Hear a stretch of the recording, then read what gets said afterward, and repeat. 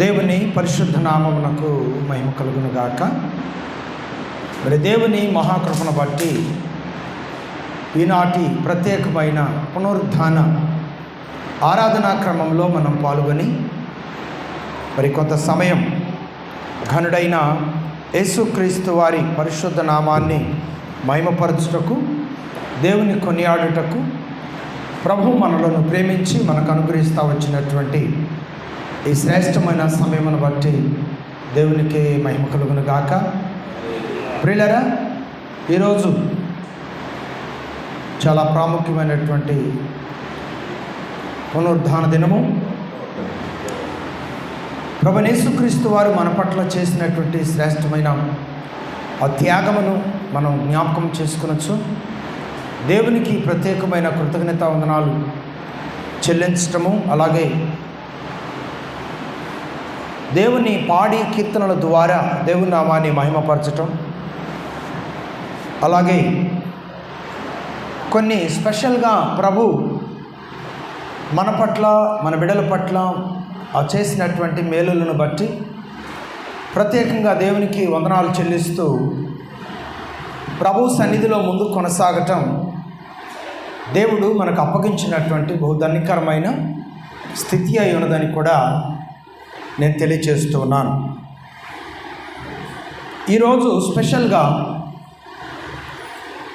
మనము దేవుని స్తుతించవలసినటువంటి శ్రేష్టమైన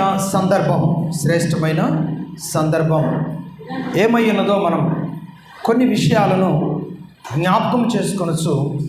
దేవునికి మనం కృతజ్ఞతా వందనాలు చెల్లిస్తూ దేవుని సన్నిధిలో ముందుకు కొనసాగేటటువంటి వారిగా ఉందాం. సామెతల గ్రంథము 10వ అధ్యాయము 27వ వచనంలో ఉన్నటువంటి కొన్ని శ్రేష్టమైన మాటలు మనం ఈ సమయంలో జ్ఞాపకం చేసుకుందాం. పిల్లరా,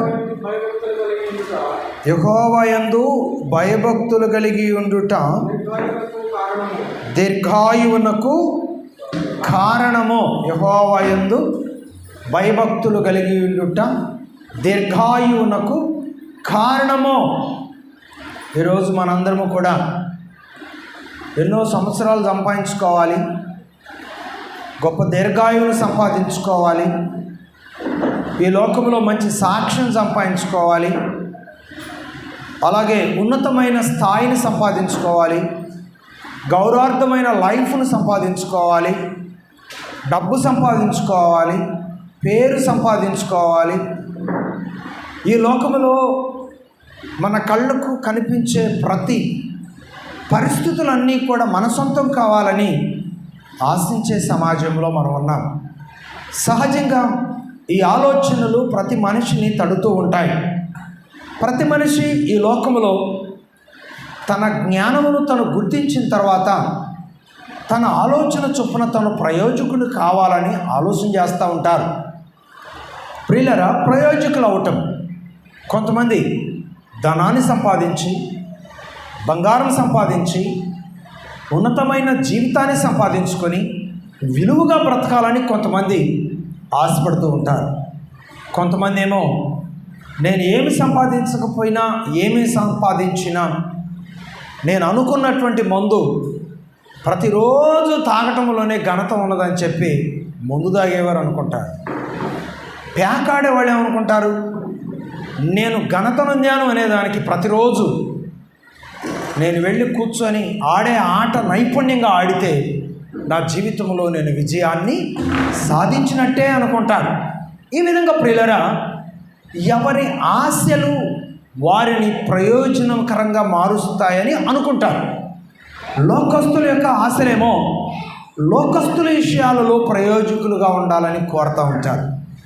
అయితే లోకాశలను, లోక జీవితాన్ని, లోక సంగతులన్నింటినీ విడిచిపెట్టినటువంటి దేవుని బిడ్డలు ఏం కోరుకుంటారంటే, నేను చేయించిన పనిలో ఫలించాలి, నన్ను రక్షించిన నా దేవుని కొరకు నేను గొప్పగా జీవించాలి, గొప్పగా బ్రతకాలి, మంచి సాక్ష్యము కలిగి ఉండాలని దేవుని బిడ్డలైనటువంటి వారు ఆశ కలిగి ఉంటారు.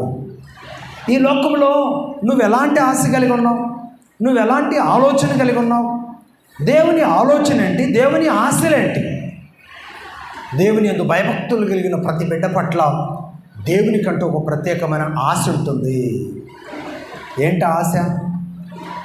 క్రీస్తునందు భయభక్తులు కలిగి ప్రభువైన యేసు క్రీస్తునందు పిలువబడిన ప్రతివారు కూడా పరలోక రాజ్యానికి వారసులు కావాలని దేవుని యొక్క ముఖ్య ఉద్దేశమై ఉన్నది.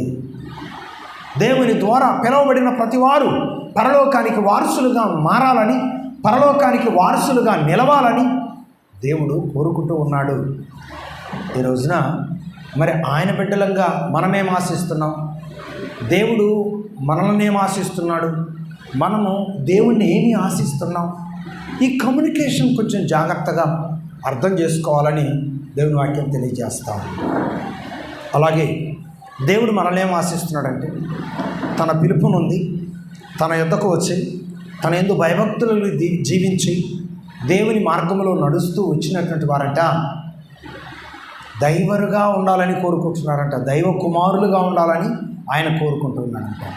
ఈ లోకంలో స్త్రీలు పురుషులు అనే భేదం ఈ లోకంలో ఉంటుంది. కొంచెం ఇటు వస్తే బాగుంటుందేమో. అనేకల్గా బాక్స్ సౌండ్. స్త్రీలు పురుషులు అనే భేదం ఈ లోకంలో మనకి ఇక్కడ ఉంటుంది. కానీ పరలోకములో ఏముండదు. వీళ్ళు స్త్రీ అని వీళ్ళు పురుషులు అనే భేదం పరలోకములో ఉండదు. భూలోకంలోనే మొదటి ఆదాము మొదటి అవ్వ ఈ లోకంలో సృష్టించబడిన తర్వాత వారు పాపము చేయకముందు వారు ఎలా ఉన్నారు? దేవుని దృష్టిలో నీతిమంతులుగా ఉన్నారు, పరిశుద్ధులుగా ఉన్నారు. ప్రతిరోజు దేవుడు వచ్చి వారితో మాట్లాడుతూ ఉండేవాడు. వారు ఎప్పుడైతే అపవాది మాటలని, సాతాను సంబంధమైన తలంపులు కలిగి పాపపు సంబంధమైన ఆలోచనలోనికి వెళ్ళి దేవుడు వద్దన్న పని చేశారో వెంటనే వారు దేవుని ఆజ్ఞను అతిక్రమించిన వారయ్యారు, పాపానికి దాసులయ్యారు. సిగ్గు ఏర్పడి ఆ ఆకులతో వారికి శరీరాలను దాచుకోవటానికి ప్రయత్నం చేస్తూ వచ్చారు. అప్పటి వరకు మేము వస్త్రాలు లేకుండా ఉన్నామేంటి అనే ఆలోచన లేదు. ఎందుకంటే వారు దేవుని సంబంధులు. ఈ లోక సంబంధమైన ఏ ఆలోచన లేనివారు కాబట్టి దేవునితో వారికి అత్యున్నతమైన సంబంధం ఉంది.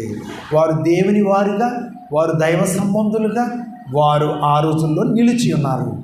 అలాగే ఆ రోజు మొదటి ఆదాము ద్వారా పోగొట్టుకున్నటువంటి ఆ దైవ కుమారులు అనే ఆ బాంధవ్యాన్ని కడబటి ఆదాము అయిన యేసుక్రీస్తు వారి ద్వారా ఈ లోకంలో ఉన్నటువంటి తన భక్తులైన వారందరూ సంపాదించుకోవాలని దేవుని యొక్క ఉద్దేశం. అందుకొరకాయ ప్రభువైన యేసుక్రీస్తు వారు ఈ లోకంలోనికి వచ్చి ఈ లోకములో ఏమండి అపవాది సంబంధమైన ఆలోచనలో ఉన్న ప్రతి వారి కొరకు ప్రాణం పెట్టి తన రక్తాన్ని కార్చి చికిట్లో ఉన్న వారికి వెలుగు మార్గాన్ని చూపించి అపవాది సంబంధమైన పాతాళంలోనికి వెళ్ళవలసిన వారందరికీ దేవుని మాటల ద్వారా పరలోకం వైపు మళ్ళించి మనకంటూ ఒక ప్రత్యేకమైన స్థానాన్ని ఏర్పరిచిన దేవుడు మన ప్రభు అయిన యేసుక్రీస్తు వారు. ఆయన మన కొరకు తన యందు భయభక్తులు కలిగినటువంటి వారి కొరకు ఏర్పరిచినటువంటి ఆ వరమును, ఆ స్థానాన్ని అందరూ సంపాదించుకోవాలని దేవుడు కోరుకుంటున్నాడు. మరి ఎవరు సంపాదించుకోగలరు? తన యందు భయభక్తులు కలిగిన వారు మాత్రమే సంపాదించుకోగలరు. తన యందు భయభక్తులు కలిగిన వారి కొరకు దేవుడు సిద్ధపరిచినటువంటి మహా గొప్ప మొదటి భాగ్యం ఏంటి చెప్పండి? అలనాడు ఆజ్ఞాతిక్రమం వలన అవ్వ ఆదాము పోగొట్టుకున్న ఏదేను తోట కంటే కూడా అతి శ్రేష్టమైనటువంటి పరలోకపు భాగ్యాన్ని ఈ లోకంలో ఉన్న వారందరూ కూడా, దేవుని బిడ్డలైన వారందరూ కూడా పొందుకోవాలని, అనుభవించాలని, ఆయన చిత్తములో నిలవాలని దేవుడు కోరుతా ఉన్నాడు. మరి ఆ విధానము ఈ లోకంలో దేవుని బిడ్డలైన వారు కూడా కలిగి ఉండాలి. గుర్తుపెట్టుకోండి, లోకస్తులకి లోకానుసారమైన సమస్యలు ఉంటాయి, కానీ దేవుని బిడ్డలకు ఏ సమస్యలు ఉంటాయి? అపవాదితో ఎప్పుడూ సమస్యలు ఉంటాయి. గుర్తుపెట్టుకోండి, దేవుని బిడ్డలు ఎప్పుడు అపవాదితో సమస్యలు ఎదుర్కొంటారు. అపవాదితో ఎప్పుడు పోరాటం చేస్తూ ఉంటారు. అపవాది మన మనసులోకి వేయో తీసుకొస్తూ ఉంటుంది. అప్పుడు దేవుని ద్వారా వాటిని తొలగించుకొని దేవుని సంబంధమైన మనసును మనలోకి తెచ్చుకొని దేవుని బిడ్డగా మన సాక్ష్యాన్ని ఏ రోజుకి ఆ రోజు మనం కాపాడుకుంటూ ఒక యుద్ధం లాంటి జీవితాన్ని మనం ఈ లోకంలో దేవుని కొరకు గడపవలసి ఉన్నది. ఒక యుద్ధం లాంటి జీవితాన్ని ఈ లోకంలో దేవుని కొరకు మనం గడిపినప్పుడు దేవుని కొరకు మనం నిలబడినప్పుడు దేవుడు మనకిచ్చే ఆ గొప్ప స్థానము ఈ భూప్రపంచంలో మరి ఇంకెవ్వరూ ఇవ్వలేరు అనే వాస్తవాన్ని గుర్తుపెట్టుకోండి. చూడండి, ఒక ధనవంతుడు విలువైనటువంటి ఒక ఫంక్షన్ చేస్తూ ఉన్నాడు. ఒక ధనవంతుడు విలువైనటువంటి ఫంక్షన్ చేస్తూ ఉన్నాడు. విలువైనటువంటి ఆర్కెస్ట్రాని తీసుకొచ్చాడు. విలువైనటువంటి గొప్ప గొప్ప ఆకర్షణకరమైనటువంటివన్నీ కూడా తీసుకొచ్చాడు. ప్రజలు వచ్చింది మొదలుకొని ఎంజాయ్ చేస్తూ ఉన్నారు, తింటున్నారు, ఎంజాయ్ చేస్తున్నారు. ఆ ఫంక్షన్ చేసే వాళ్ళతో వెళ్ళి ఫోటోలు దిగుతున్నారు, వీడియోలు దిగుతున్నారు, ఆనందిస్తున్నారు. వాళ్ళ గురించి వీళ్ళు పొగుడుకుంటున్నారు, వీళ్ళ గురించి వాళ్ళు పొగుడుకుంటున్నారు. ఇక్కడ జాగ్రత్తగా వినండి, ఇక టైం అవుతూ ఉంది. ఏ టైము? ఇళ్ళకి వెళ్ళవలసిన టైము వెళ్తూ ఉంది. ఇప్పుడు మొదట్లో ఉన్న ఇంట్రెస్ట్ ఇక ఇళ్ళకి వెళ్ళాలనే టైం వచ్చినప్పుడు ఉంటుందా? ఇక ఉండదు. ఎందుకంటే వాడు ఎంత అలంకరణ చేసినా, ఎంత సమృద్ధికరమైన ఆహారాన్ని పెట్టినా, అయ్యా ఇందాకడ వరకు తింటనే ఉన్నాం, ఇంకేం తింటాంలే, ఇంకా టైం అవుతుంది, ఇంకెళ్ళాలని చెప్పి వారి ఇంటికి వారు వెళ్ళటానికి సిద్ధపడతారే తప్ప ఈయన విందు వినోదాలలో పాల్గొని ఎంజాయ్ చేయటానికి ఇష్టపడరు. ఇది ఎక్కడ ఆనందం అంటే ఈ లోకంలో ఆనందం. లోకంలో ఆనందానికి ఒక హద్దు ఉంటుంది. ఓకేనా? ఎంచుకున్న టైం నుంచి ముగింపు టైం వరకు ఒక హద్దు ఆనందం ఉంటుంది. ముగింపు టైం వచ్చిన తర్వాత నేను ఎంజాయ్ చేస్తాను అనే ఆలోచన ఎవరికి ఉండదు. ఇదిగో మీరు ఆగి మాతో కలిసి ఎంజాయ్ చేయండి అని ఆ ఫంక్షన్ ఏర్పాటు చేసుకున్నవారు కూడా మాట్లాడరు. ఎందుకంటే ఒక లిమిట్ ఉంటుంది. ఒక ఎంజాయ్కి, ఒక ఆనందానికి ఒక లిమిట్ ఉంటుంది. ఇది లోక సంబంధమైంది. కానీ మీరు గుర్తుపెట్టుకోండి, దేవుడు సిద్ధపరిచిన పరలోకానికి లిమిట్ ఉంటుందా? దేవుడు సిద్ధపరిచిన పరలోకంలో ఆనందించడానికి హద్దులు ఉంటాయా? దేవుడు సిద్ధపరిచిన పరలోకంలో అయ్యో ఈ టైం నుంచి ఈ టైం వరకే మనం ఇక్కడ ఉండాలి అనే దానికి ఒక టైమింగ్స్ ఉంటాయా? ఉండవు. ఎందుకంటే పరలోకంలోనట ఎప్పుడు గొర్రెపిల్ల దీపమై దీపస్తంభమై వెలుగుతూ ఉంటుందంట. దేవునికి స్తోత్రం. ఆ గొర్రెపిల్ల దీపం అంట ఎప్పుడూ వెలుగుతూనే ఉంటుందంట. అక్కడ రాత్రి ఉండదు, పగల ఉండదు.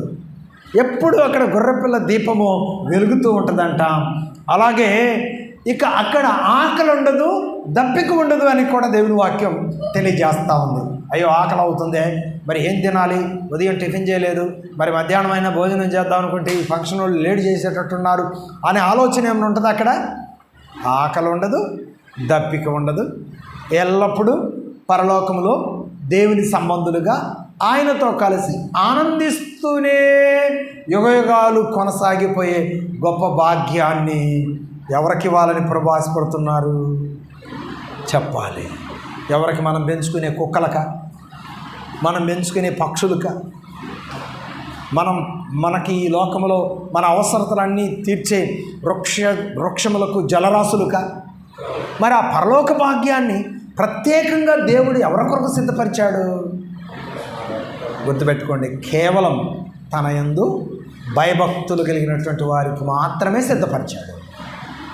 నువ్వు ధనవంతుడు అయి ఉండి కూడా దేవునికి మహిమార్థంగా జీవించవచ్చు. నువ్వు పేదవాడు అయి ఉండి కూడా దేవునికి మహిమార్థంగా జీవించవచ్చు.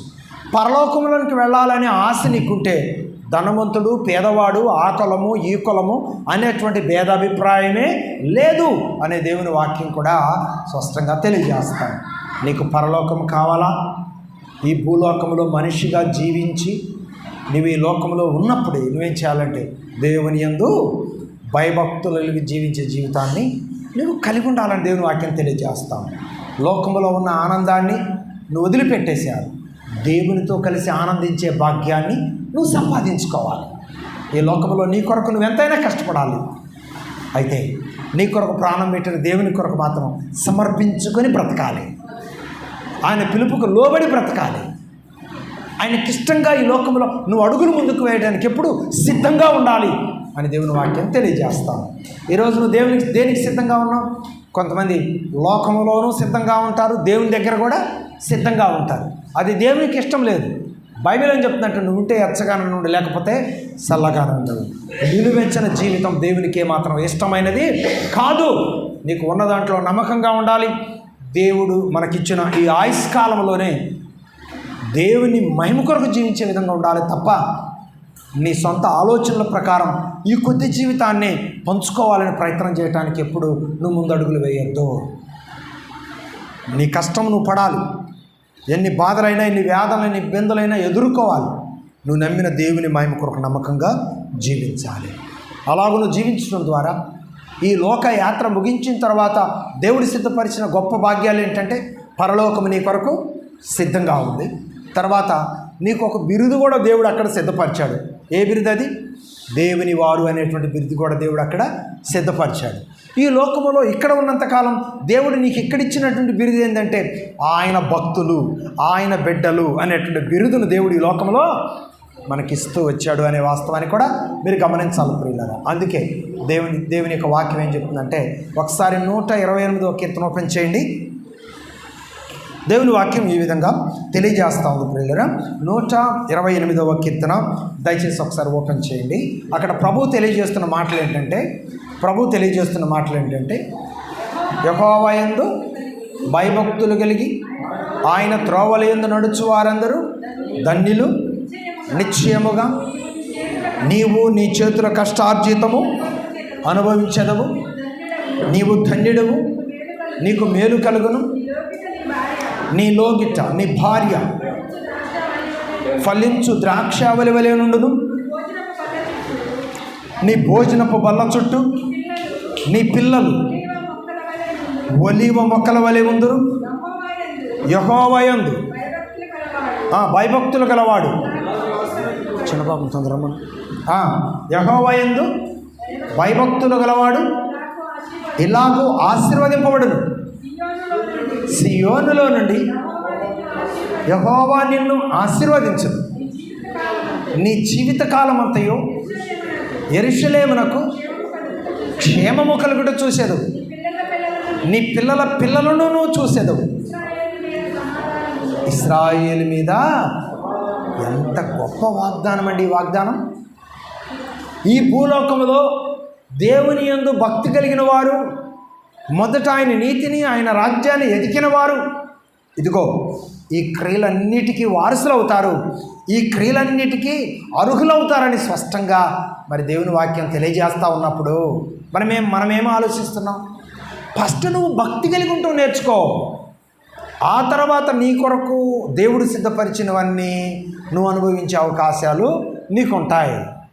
నువ్వు భక్తి కలిగి నేర్చుకోకుండా, నువ్వు కలిగిన దాంట్లో నువ్వు మొదటగా దేవునికి ఇవ్వాల్సిన ఇవ్వకుండా, నీ జీవితంలో నువ్వు అనుభవిస్తున్న 24 గంటల్లో మొదటగా దేవునికి ఇవ్వాల్సిన సమయభాగం దేవునికి ఇవ్వకుండా, దేవుడు నాతో లేడు, దేవుడు నేను ప్రార్థన చేస్తుంటే వినటం లేదు అని చెప్పి చాలామంది దేవుడు నాతో లేడు అని చెప్పి దేవుని మీద అలగటానికి ప్రయత్నం చేస్తాం. ఏమండి, దేవుని మీద అలిగేంత గొప్పవాళ్ళం కాదు మనం. మన దేవుడు ఎలాంటి వాడో తెలుసా? ఏదో ఒకరోజు నువ్వు దేవుడిని అసహించుకున్నా, నువ్వు దేవుణ్ణి త్రోసివేయటానికి ప్రయత్నం చేసినా, నిన్ను త్రోసివేయకుండా నిన్ను ఎదుక్కుంటూ వచ్చే దేవుడు మన ప్రభు అయిన యేసుక్రీస్తు. అందుకని భక్తులున్నాడు. ప్రియులారా, దేవుని యందు విశ్వాసం కలిగినటువంటి వారిని ఆయన ఎన్నడూ త్రోసివేసే దేవుడు కాదు. ఆయన ఎలాంటి దేవుడు అంటే, ప్రార్థించకపోయినా పలకరిస్తూ ఉంటావు, మాట వినకపోయినా మాట్లాడుతూ ఉంటావు. ప్రార్థించకపోయినా పలకరిస్తూ ఉంటావు, మాట వినకపోయినా మాట్లాడుతూ ఉంటావు. ఎందుకింత ప్రేమ నాపై యేసయ్యా, ఎందుకింత జాలి నాపై యేసయ్యా. ప్రియులారా, దేవుని సంకల్పం ఎలాంటిది? ప్రార్థించకపోయినా ఆయన మనల్ని పలకరించే దేవుడు మన ప్రభు అయిన యేసుక్రీస్తు. మరి మన స్వభావం ఎలాంటిది? ఆ అమ్మ అట్లా వండుకొని అట్టేయకపోతే ఆ అమ్మతో మాట్లాడడం, ఇంకా మూతి ఇంతలోని పెట్టుకొని ఆ పక్క అమ్మతో మాట్లాడడం. నువ్వు మాంసం కూర తెచ్చుకోలేదు, పక్క అమ్మటా తెచ్చుకుంది, ఒక మొక్కని ఇంత చారు కూడా వేయలేదేమి అది అని చెప్పి పక్కమట వాళ్ళకి చెప్పడానికి ప్రయత్నం చేస్తావు. ఏమ్మా, మరి తనకెన్ని బాధలు ఉండేవో అనుకుంటావా? తన డబ్బులతో తన కూర తెచ్చుకుంటూ తను వండుకుంటూ తను తింటుంది, నీకే లేదని నువ్వు వలకపోవటంలో అర్థం ఏంటి? ఇది మానవ స్వభావం. చెప్పండి, ఇదేంటండి? ఇది మానవ స్వభావం. కాబట్టి ప్రియులారా, మానవ స్వభావాన్ని ఎప్పుడు దేవుని దగ్గర చూపించడానికి ప్రయత్నం చేయకూడదు. పక్క మనిషి మీద అలిగినట్లుగా దేవుని మీద అలగటానికి ప్రయత్నం చేస్తే మనంతటి వాళ్ళమండి. అందుకే మన ప్రార్థన ఆలకించకపోయినా మనం ఏం చేయాలంటే ఆయనతో మాట్లాడే ఆశను మాత్రం మనం కలిగి ఉండటానికి ఎప్పుడు ముందుండాలి. దేవుడు మనకు సహాయం చేసినా చేయకపోయినా దేవుని చిత్తం నెరవేర్చడానికి మనం ఎప్పుడూ సిద్ధంగా ఉండాలి. దేవుని వాక్యం తెలియజేస్తాను. మరి నీ సిద్ధపాటు ఎలా ఉంది? నీ సిద్ధపాటు ఎలా ఉంది? దేవుని యందు భయభక్తులు కలిగి జీవించటమే దేవుడు నీ కొరకు సిద్ధపరిచిన అమూల్యమైన సిద్ధపాటు. దేవుడు నీకు అనుగ్రహిస్తున్నటువంటి వాగ్దానం ఏంటంటే, నువ్వు దేవుని యందు భయభక్తులు కలిగి ఉండటమే దేవుడు నిన్ను కోరుకుంటున్న మొదటి కోరిక. భక్తి కలిగి ఉండటం ద్వారా నీ జీవితంలో నువ్వు కలిగే ప్రయోజనాలు ఎన్ని ఉన్నాయండి? ఈ లోకంలో యేసు జ్ఞానమయందును, వయస్సు యందును, దేవుని దయందును, మనుషుల దయందును వర్ధిల్లుచుండెను అని దేవుడిచ్చినటువంటి శ్రేష్టమైన ఆ వాగ్దానము ఏం చేస్తే, ఆయన యందు భక్తి కలిగి జీవించడం ద్వారా దినదినము క్షేమాభివృద్ధి నుండి ఎదిగే విధంగా ఆయన కృప సహాయం చేస్తూ ఉందని కూడా దేవుని పేట నేను కోరుతా ఉన్నాను. మరి ఈ సమయంలో ప్రత్యేకంగా నేను తమ్ముడు చిన్నబాబు లుదియా గురించి నేను దేవునికి ఎంతగానో వందనాలు చెల్లిస్తూ ఉన్నాను. ఎందుకంటే మరి వారు దేవుని బిడ్డలుగా మారినది మొదలుకొని వారి కష్టం ఏదో వాళ్ళు చేసుకుంటూ ఉంటారు.